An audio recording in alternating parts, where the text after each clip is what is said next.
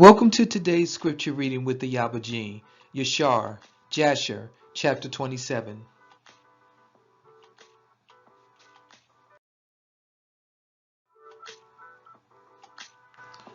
And Esau at that time, after the death of Abraham, frequently went in the field to hunt. And Nimrod, king of Babel, the same was Amraphel, also frequently went with his mighty men to hunt in the field, and to walk about with his men in the cool of the day. And Nimrod was observing Esau all the days, for a jealousy was formed in the heart of Nimrod against Esau all the days. And on a certain day Esau went in the field to hunt, and he found Nimrod walking in the wilderness with his two men.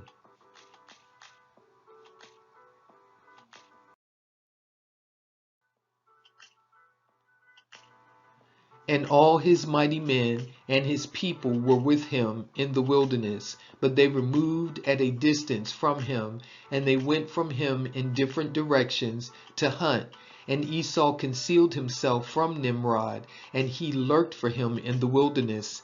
And Nimrod and his men that were with him did not know him. And Nimrod and his men frequently walked about in the field at the cool of the day, and to know where his men were hunting in the field. And Nimrod and two of his men that were with him came to the place where they were. And Esau started suddenly from his lurking place, and drew his sword, and hastened, and ran to Nimrod, and cut off his head.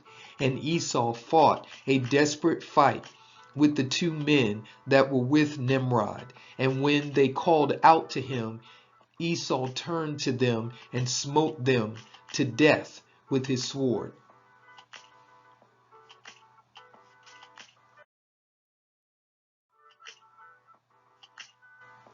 And all the mighty men of Nimrod who had left him to go to the wilderness heard the cry at a distance, and they knew the voices of those two men, and they ran to know the cause of it.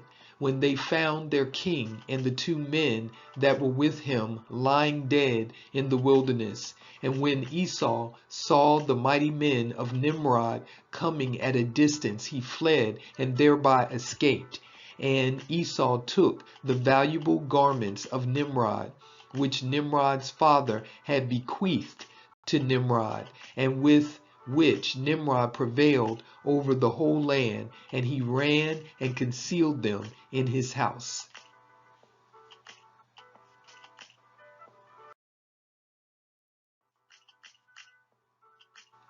And Esau took those garments and ran into the city on account of Nimrod's men. And he came unto his father's house wearied and exhausted from fight. And he was ready to die through grief when he approached his brother Yaakov and sat before him. And he said unto his brother Yaakov, Behold, I shall die this day, and wherefore then do I want the birthright? And Yaakov acted wisely with Esau in this matter, and Esau sold his birthright to Yaakov, for it was so brought about by Yahuwah. And Esau's portion in the cave of the field of Machpelah, which Abraham had bought from the children of Keth for the possession of a burial ground, Esau also sold to Yaakov, and Yaakov bought all this from his brother Esau for value given.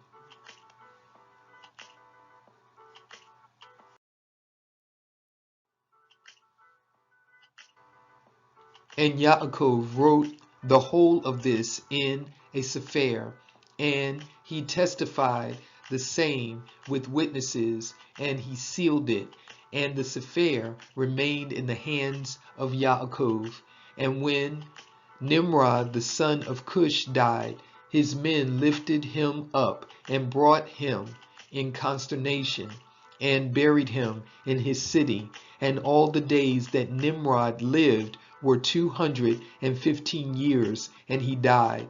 And the days that Nimrod reigned upon the people of the land were 185 years, and Nimrod died by the sword of Esau in shame and contempt, and the seed of Abraham caused his death, as he had seen in his dream.